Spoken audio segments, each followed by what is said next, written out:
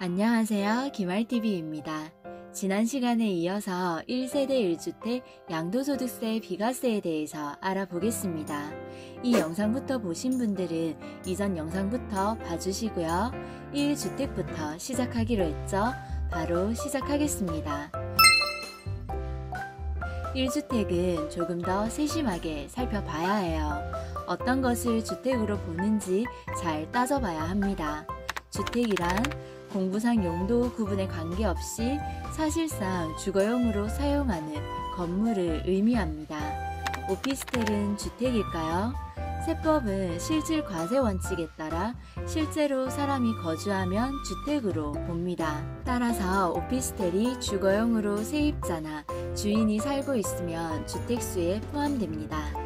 그럼 사무실용으로 쓰는 오피스텔이라면 사무실용이란 걸 입증하면 주택수에서 제외됩니다. 입증을 위해서는 임대차 계약서, 사업자 등록증 등이 필요하고요. 혹은 임대주택으로 등록해도 주택수에서 제외됩니다. 예를 들어 볼게요. 주택을 소유하고 계신 분이 사업용 오피스텔을 매입하셨어요. 주거용이 아니라 사업용 오피스텔입니다. 그럼 이 경우 1세대 1주택이 되지요. 하지만 사업용으로 오피스텔을 매입했지만 사실상 이 오피스텔을 주거용으로 사용하고 있다면 1세대 2주택으로 비과세 혜택을 못 받습니다. 재개발, 재건축, 입주권은 주택일까요? 다른 주택이 없고 입주권만 있다면 1세대 1주택 비과세 가능합니다. 물론 조건이 있는데요. 관리처분 계획 인가일 기준으로 1세대 1주택 비과세 요건을 갖춘 주택이 입주권으로 바뀐 경우에 한합니다. 입주권은 엄밀히 말하면 입주권으로 변하기 전 원래 주택의 양도소득 더하기 부동산을 취득할 권리, 입주권으로 분리해서 양도소득세를 계산하게 됩니다. 주택이었을 때의 양도소득은 취득일부터 관리처분 인가일까지의 보유기간에 대해 장기보유 특별공제를 해줍니다. 하지만 부동산을 취득할 권리 부분은 장기보유 특별공제를 받지 못해요.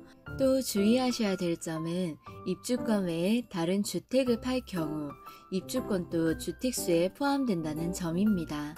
만약 서울에 입주권과 주택이 있을 경우 주택을 먼저 팔면 입주권도 주택수에 포함돼서 2주택자가 되어 양도소득세가 중과가 돼요.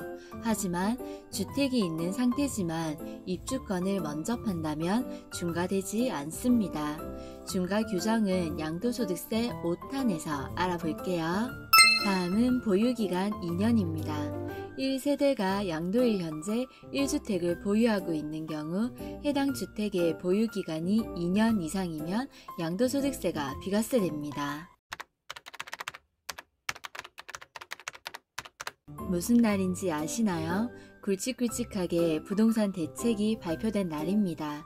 날짜를 외우실 필요는 없지만 1세대 1주택 비과세 요건이 바뀐 날들은 잘 체크해 두셔야 합니다. 몇 억이 오락가락 할 수 있어요. 파리 대책 때는 조정지역에 거주 요건이 추가됐습니다. 2017년 8월 2일 이후인데요. 파리 대책 이전에는 조정 대상 지역도 2년 보유 요건만 채우면 비과세였습니다. 하지만 2017년 8월 2일 이후 취득 당시 조정 대상 지역에 있는 주택을 취득한 경우 보유기간이 2년 이상이고 그 보유기간 중 거주기간이 2년 이상이어야 양도소득세 비과세 혜택을 받을 수 있습니다. 2년 보유에 2년 거주요건까지 추가됐습니다. 여기서 주의하셔야 할 점이 취득 당시입니다. 여기서 취득했다는 것은 잔금을 치고 등기부에 내 이름이 올라갔다는 의미입니다.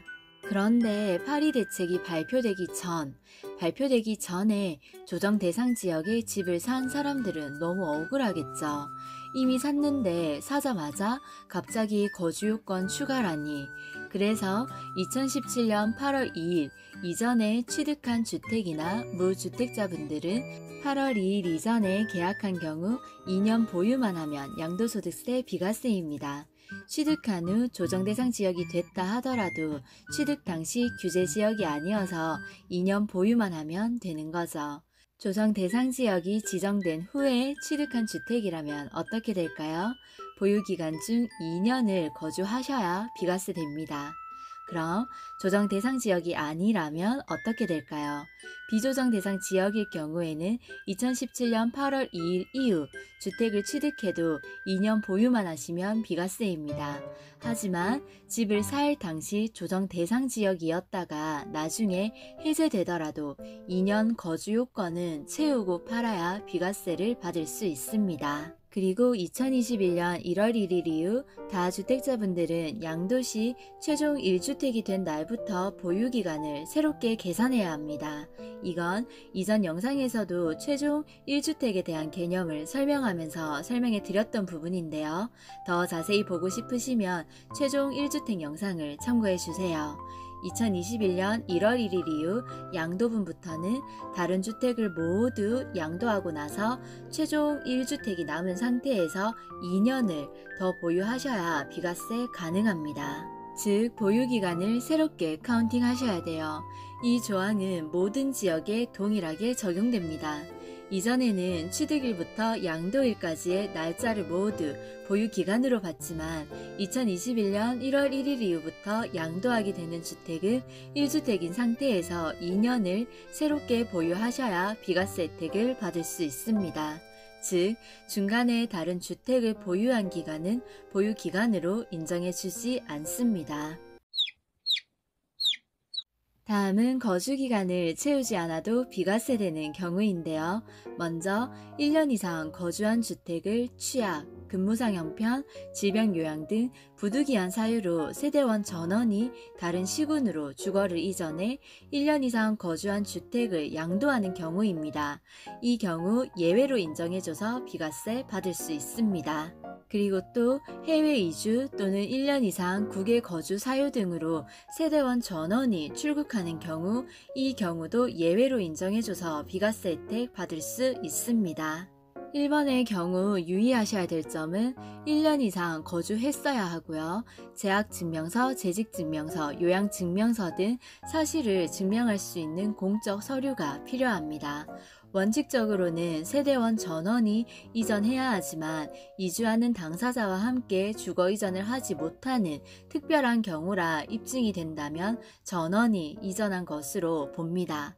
2번과 3번의 경우에 또 유의하셔야 될 점은 출국일을 기준으로 2년 이내 매도하셔야 비과세 혜택을 받을 수 있고요. 세대원 전원이 출국하셔야 합니다. 역시 이때도 사실 증명을 위한 공적 서류가 필요합니다. 자, 그렇다면 조정 대상 지역이 어느 곳이고 언제 조정 대상 지역이 됐는지 알아야겠죠? 2020년 12월 18일 기준 조정 대상 지역 지정입니다. 자, 그럼 이 표를 기준으로 퀴즈 내볼게요. 같이 풀어봐요. 제가 경기도 의정부에 2020년 5월에 주택을 매입하고 경기도 의정부에 매입한 주택은 세를 줬습니다. 저는 개인사정상 다른 지역에서 전세를 살고 있고요. 그럼 현재 저는 1주택자죠. 경기도 의정부에 매입한 집에 세입자 기간이 끝나면 들어가서 살려고 했는데 사정이 생겨서 못 들어가고 그 집에 한 번도 거주를 못한 상태에서 2023년 6월에 매도하게 되었습니다. 그러면 이 경우 양도소득세 비과세 될까요? 네, 정답은 비과세 됩니다. 1세대 1주택인데 경기도 의정부는 2020년 6월에 조정 대상 지역으로 지정됐습니다. 그럼 저는 2020년 5월에 주택을 매수했으니 조정 대상 지역 지정되기 전에 매수한 게 되죠.